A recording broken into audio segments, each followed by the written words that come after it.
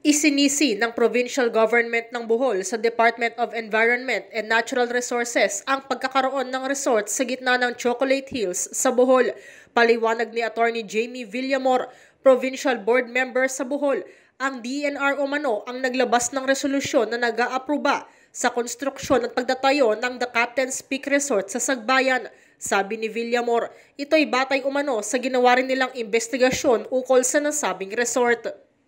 Hindi siya dumadaan dito prior to its operation. The Sangguniang Panlalawigan is not included in the approval process po nito. So it's only the local government unit merong approving authority po for the operation of the said resort. So wala po sa operation, sa construction in 2018, wala pong dumadaan sa Sangguniang Panlalawigan.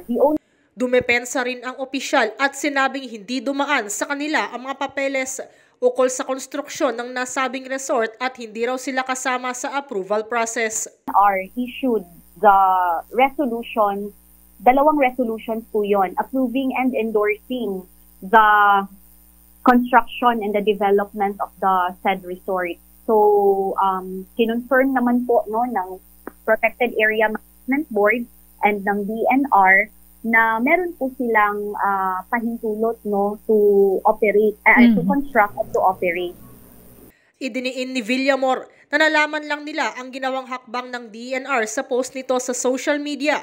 Pero noong nag-imbestiga umano sila noong September 2023 at gustong makipag-usap sa ahensya ay hindi raw ito sumagot. Nakausap na rin ng Bohol Provincial Government ang may-ari ng The Captain's Peak Resort at sinabi nito na sumunod naman daw sila sa requirements ng DNR at pinagbigyan pa sila nito. Para sa MBC TV Network News, ito si Nicole Lopez. Sama-sama tayo, Pilipino.